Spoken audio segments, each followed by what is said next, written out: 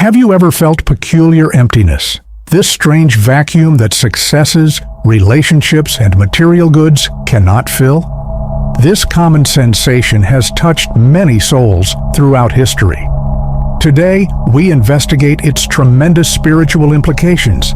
The emptiness you feel is real. It is not a character fault or an indication of illness. This vacuum is sacred in your spiritual path. Edgar said in one of his most deep readings, "The empty chamber within the heart exists so that something greater than ourselves may enter."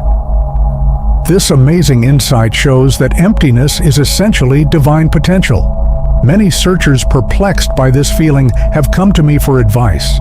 Despite their achievement, they feel hollow in their chest, like something is missing. A talented surgeon with a lovely family told me, "I should be happy. I have everything I ever wanted, yet I feel like I'm missing something essential." This void is spiritual and cross-cultural. Spiritual gurus from Egypt's deserts to Tibet's mountains have seen this vacuum as the soul's longing for real nature. Michael, a successful businessman, sought my advice after feeling more detached. "I built my dream house," he said, "but it doesn't feel like home. I've achieved every goal I set for myself, yet I feel like I'm still searching for something." Michael and many others learn that this emptiness is a gift, a heavenly invitation to seek beyond the earthly. The blank you feel is a sacred area for spiritual enlightenment, like a womb waiting for birth. Ancient spiritual traditions view this void as the soul's recollection of its origin, the hidden realm where souls await birth into physical reality. Souls bathe in divine love and understanding in pure consciousness before incarnating. Our emptiness is the soul's distant remembrance of perfection. A curtain descends as we become tangible. We lose our spiritual roots, genuine essence, and purpose for incarnating. The soul holds this experience like a watermark, undetectable to the conscious mind, but firmly etched on our being. This is why monetary success cannot satisfy this need. The gap requires something beyond worldly possessions. Thus, it cannot be filled. We want reunification with our higher consciousness, our true spiritual identity. The ancient wisdom keepers knew that this emptiness represents the soul's initial awakening, the first stirring of recall. This calm voice calls us back to our genuine selves. I encourage you to sit with this void with calm inquiry rather than distracting or numbing yourself. This empty space is not your adversary. It unlocks your greatest change. What do you feel when you focus on this empty space? Feel like something is waiting to be found? This is the start of a profound journey inward to your soul's wisdom. Waiting, realm, a non-physical dimension. Souls await their transformation into humans in a spiritual level beyond our understanding. Mystics call this hallowed area the everlasting now, transcending time and space. This realm is not an actual location with bounds. This is a level of consciousness, a vibrational frequency where souls are pure before manifestation. Souls fully experience divine connection, global intelligence, and existence's complex fabric in this world. Elena, one of my long-term pupils, saw this place during intense meditation. "It felt like being immersed in an ocean of pure love," she said. "I sensed countless presences around me, each a distinct light, yet part of the same luminous whole. There was no separation, only unity in diversity." Elena's description matches spiritual masters' old teachings. Souls comprehend perfectly in this waiting region. They see bodily existence as a precious opportunity for growth, learning, and service, not punishment. Perhaps most impressively, spirits in this dimension pick their future lives with great insight. They choose challenges, relationships, and chances that advance their spirituality. What may seem like adversity or tragedy from our worldly perspective was often selected by the soul for its transformational power.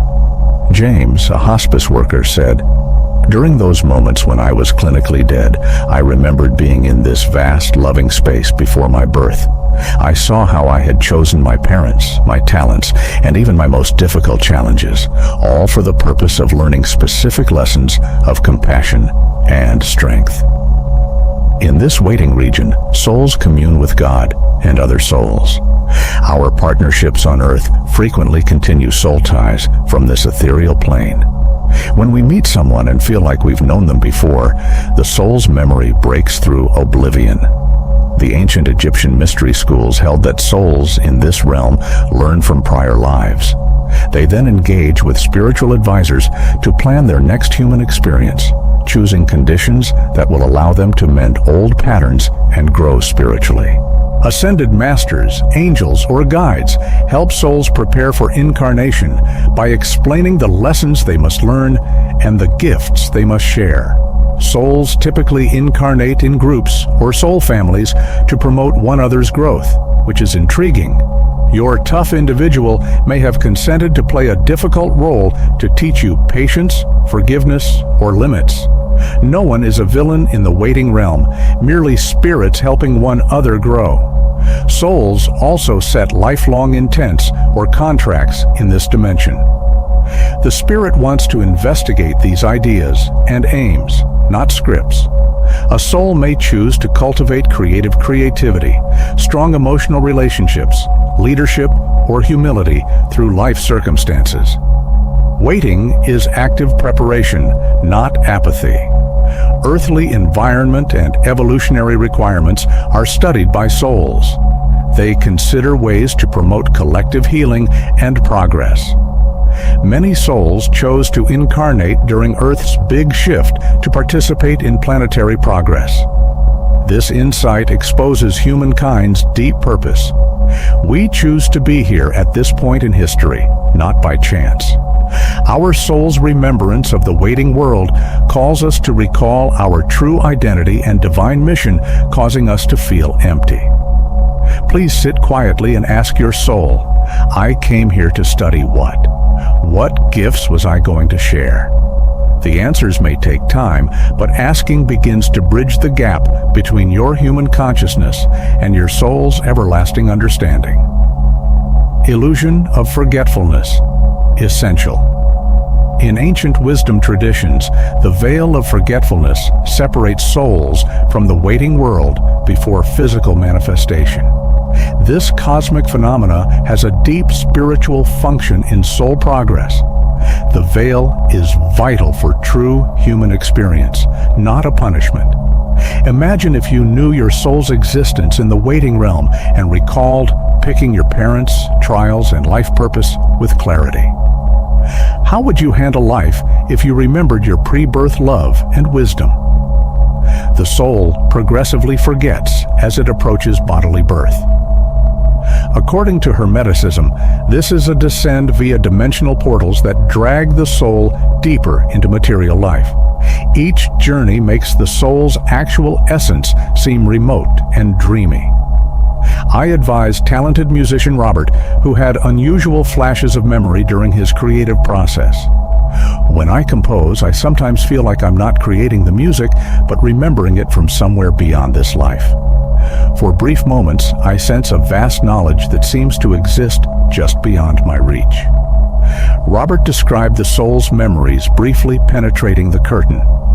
The most usual times for these glimpses are profound concentration, creative flow, or between waking and sleeping. They remind us that the veil is essential, yet porous. The veil's main purpose is to enable true choice and progress.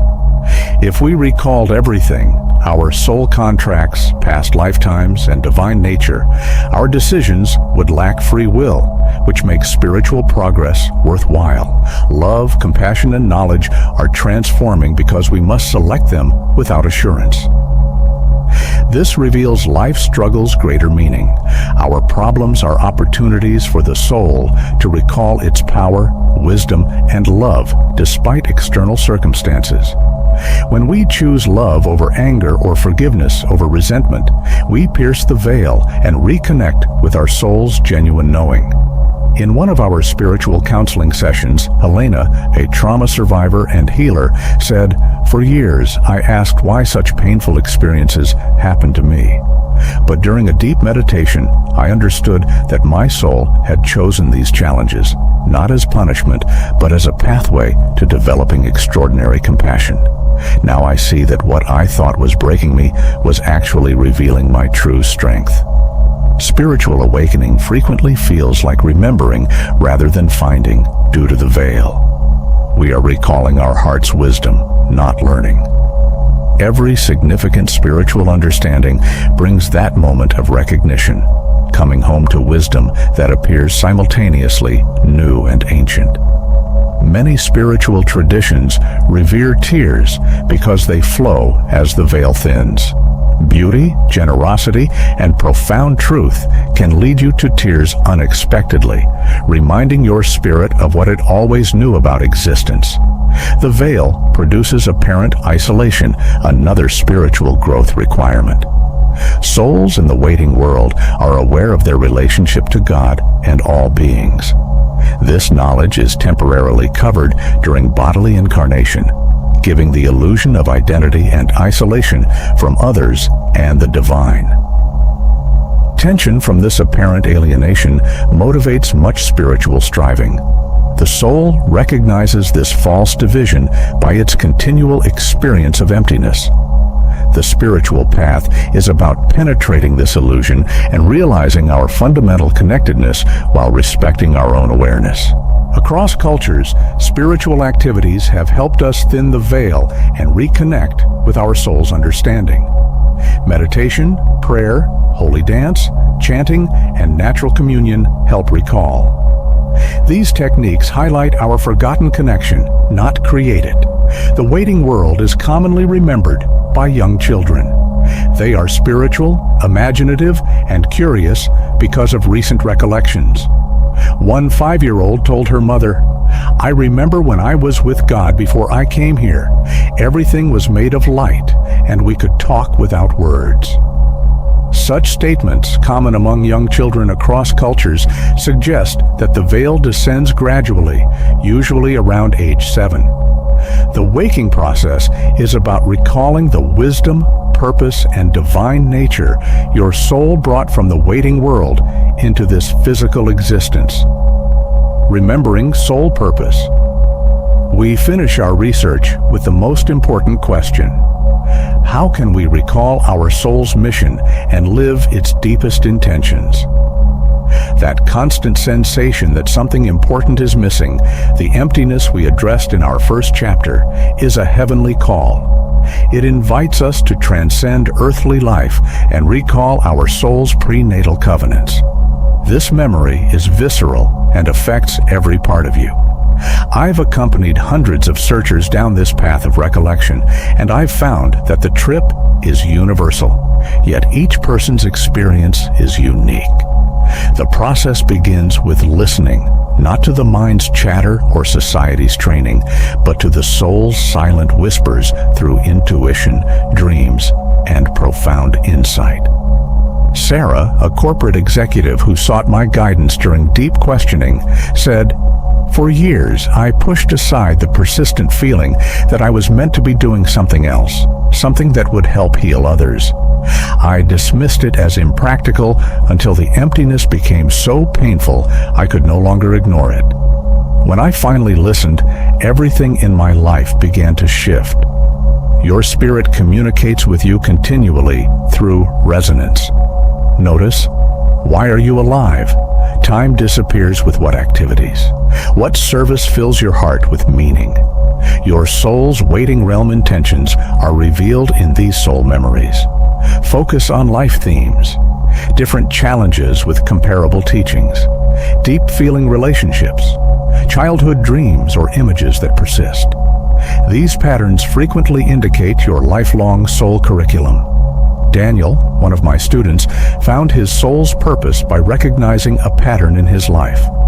I realized that from childhood, I had always been the one friends turned to for counsel during difficult times. I had dismissed this as coincidence, but when I embraced this natural gift for holding space for others in pain, I found my true calling as a grief counselor. Career and success are rarely the soul's purpose. It includes how we love, we handle problems, our role in collective awareness healing, how we exhibit soul-chosen values. Creating a nurturing family atmosphere may be the goal. Others may serve via art, education, healing, innovation, or many other ways. You saw Earth as a holy classroom before incarnating, a rare and valuable chance to develop via physical existence's unique conditions.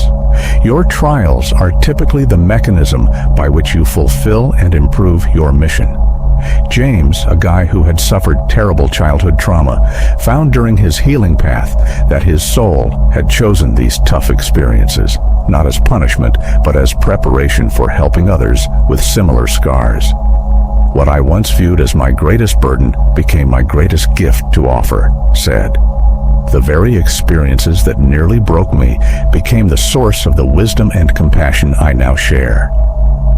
Remembering your soul's mission becomes a holy awakening due to the veil of forgetting we discussed in the last chapter. Because it entails letting go of the ego and reconnecting with your eternal essence, each recognition and connection with your actual nature is transforming. Be patient on your memory trip. The soul's knowledge frequently begins with faint intuitive nudges before becoming clearer. As you follow your soul's guidance, a modest understanding may become tremendous. Practical ways to remember your soul's purpose. Meditation and silence provide inner quiet for soul listening. Journaling tracks, trends, synchronicities, and themes. Nature connection connects you to nature's knowledge and your soul's knowing. Community. Find searchers who support your authenticity. Perhaps most significantly, understand that the souls that accompanied you from the waiting world frequently resurface in your life as friends, instructors, and companions who recognize and nourish your true identity, even when you forget it. Final lesson. Emptiness changed. As we conclude, I offer this advice. Remembering your soul's mission changes your spiritual quest's emptiness. What started as an agonizing hole becomes a pressio. Your life, with all its delights and challenges, is a holy adventure your soul selected with wisdom and love. The emptiness you felt is a reminder of who you are and why you arrived. As you connect with your soul's intentions, you become a living bridge between the spiritual realm and earthly reality, bringing paradise to earth via your soul's unique expression. Move forward with the calm of remembering, purposeful bravery, your real eternal love. When choosing this existence, your spirit understood exactly what it was doing. Follow its advice and let its brightness show through. Did this soul's waiting realm exploration resonate with your intuition? Keep the connection going if you feel a subtle yes. Subscribe now to continue our spiritual journey. I provide ancient wisdom and practical advice weekly to help you recall your soul's mission and live authentically. Join our expanding community of seekers, waking to their real essence and illuminating the planet. Your empty feeling calls you home. Join today to turn that void into your greatest purpose. Key takeaways. Emptiness is sacred, a divine invitation. Souls pick their courses before birth in the waiting realm. The veil is intentional. Forgetfulness fosters progress. You own your soul's destiny. Remembering awakens you. You are not alone. Soul families evolve together. Enjoyed the video? Leave a comment and let us know your thoughts. Subscribe for more content like this, and don't forget to like the video to show your support.